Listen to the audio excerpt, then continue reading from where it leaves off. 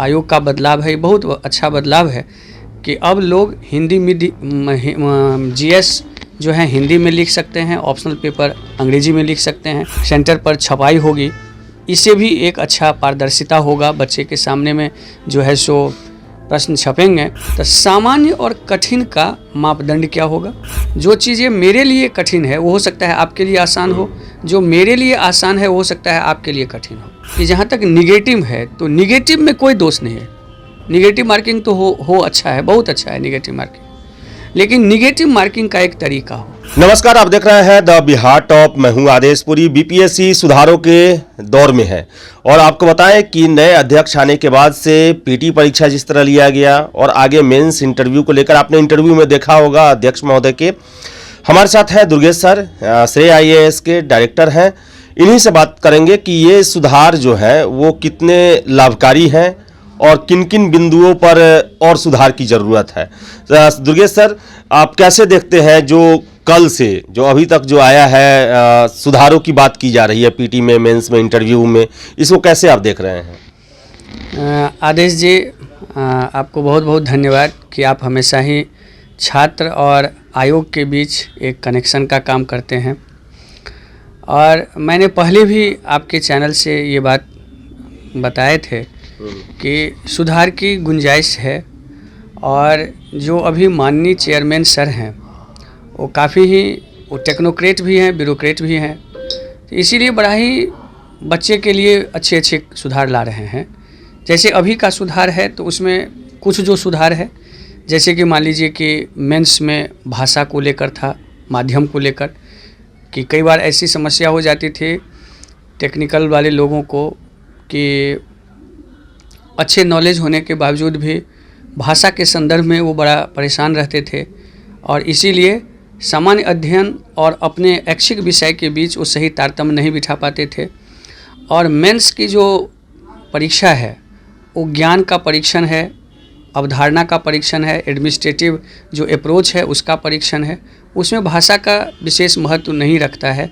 और इसीलिए मुझे लगता है कि ये जो आयोग का बदलाव है, बहुत अच्छा बदलाव है कि अब लोग हिंदी में जीएस जो है हिंदी में लिख सकते हैं, ऑप्शनल पेपर अंग्रेजी में लिख सकते हैं, मतलब वो इससे मुक्त हो गए, ये अच्छा है।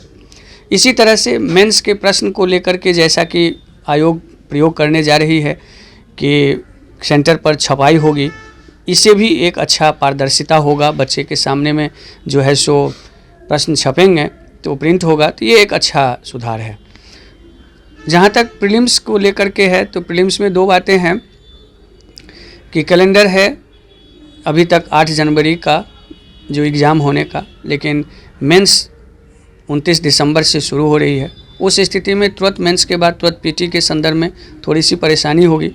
तो जैसा कि आपके ही माध्यम से चैनल से पता लगा है कि आयोग 1 महीना बढ़ाने का भी ये गुंजाइश किए हैं, उस पर विचार कर रहे हैं, तो वो भी एक सराहनीय कार्य है। लेकिन इसमें जो एक थोड़ा सा विचारणीय बात है वो ये कि निगेटिव मार्किंग को लेकर के और पीटी के नेचर को लेकर के, जैसे कि आयोग के ही और आप लोगों के माध्यम से ही जो है, प्लस आज के पेपर में भी जो बातें हैं कि क्वेश्चन 150 रहेंगे और भारांश जो है वो 200 नंबर का होगा। अब यहाँ 50 क्वेश्चन या कुछ क्वेश्चन कठिन होंगे और बाकी क्वेश्चन सामान्य होंगे। तो सामान्य और कठिन का मापदंड क्या होगा?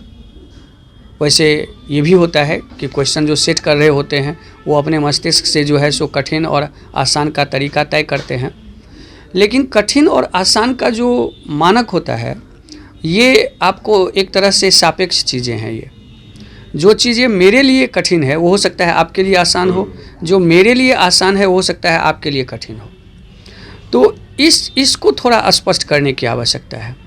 अब दूसरा सवाल है कि वो कुछ कठिन क्वेश्चन जो आप रखेंगे वो कुछ कठिन क्वेश्चन कहाँ से होगा? मान लीजिए कि वो हिस्ट्री से होगा, ज्योग्राफी से होगा, या जनरल मेंटल एबिलिटी से होगी, या मान लीजिए डिसीजन मेकिंग के एटीट्यूड से होगा। तो ये क्वेश्चन का जो नेचर अगर नहीं बदलेगा और इसमें अगर निगेटिव रहेगा तो फिर थोड़ा सा रिजल्ट पर इसका प्रभाव पड़ेगा। दूसरी बात कि जहाँ तक निगेटिव है, तो निगेटिव में कोई दोष नहीं है।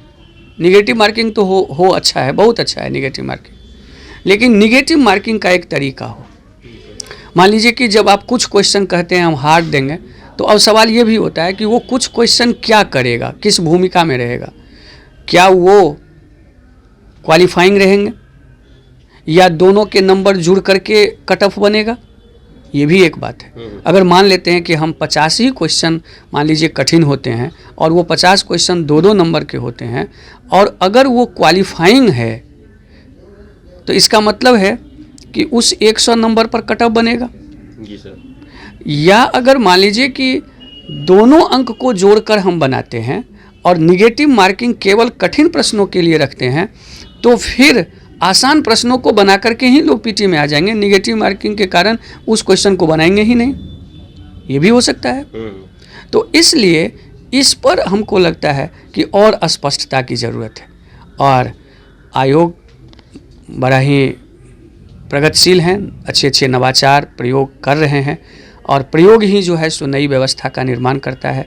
तो मुझे लगता है कि इन सब में थोड़ी सी और स्पष्टता की ज़रूरत है कि इसका क्या फॉर्मेट होगा, जिससे कि अभ्यर्थी इस चीज़ को समझ सकें, और जितना जल्दी ये क्लियर हो जाएगा अभ्यर्थी उतने जल्दी उसी के अनुरूप तैयारी प्रारंभ कर लेंगे। दूसरा बात, जो कोचिंग संस्थान हैं या जो लोग इससे जुड़े हुए हैं वो भी इस बात को समझ लेंगे कि किस अनुरूप हमें अभ्यर्थी को तैयार करना है, उसका क्या मान लीजिए एक पैटर्न होगा। मान लीजिए ये जो कुछ क्वेश्चन है ये स्पष्ट होना तो आवश्यक है। जी सर। क्या? जी सर। तो चूँकि अब वो अगर 50 है या कुछ है, कुछ भी हो, हम 50 का ही रेशियो लेते हैं, तो उसमें हमें 2-3 चीज़ को करना होगा कि ये 50 क्वेश्चन कितना प्रभावकारी होगा। अगर ये 50 क्वेश्चन पर निगेटिव है तो क्या ये क्वालिफाइंग है? अगर क्वालिफाइंग है या नहीं है तो फिर दोनों स्थिति की परिस्थिति अलग अलग होगी। अगर क्वालिफाइंग होगा तो फिर उसमें ये होगा कि इसमें प्रश्न का जो दायरा है, प्रश्न कहाँ से आएंगे, किन किन सेक्शन से आएंगे, या सामान्य अध्ययन के यही सारे टॉपिक से जो कुछ अवधारणात्मक प्रश्न होते हैं उसको जोड़े जाएंगे। ठीक है, तो इस तरह से इस जगह पर इसको स्पष्ट करना मुझे लगता है आवश्यक है, और हो सकता है कि आने वाले समय में आयोग इसे स्पष्ट करें, क्योंकि आप लोग इसके में लगे हुए हैं, तो मुझे लगता है कि स्पष्टता होगी। चूँकि जब चीज़ें सामने आती है तो उसी पर लोगों का विजन आता है और उसी के अनुरूप जो है सो फिर उसमें सुधार होता है।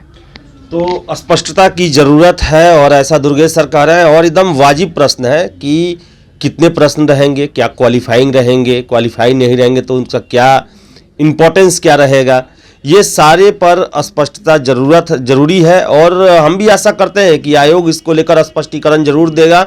जब नोटिफिकेशन जारी किया जाएगा तो उसमें इन बातों का जिक्र जरूर रहेगा। तो फिलहाल इस वीडियो में इतना ही। वीडियो पसंद आए तो लाइक शेयर करें, हमारे चैनल द बिहार टॉप को सब्सक्राइब जरूर कर लें। धन्यवाद।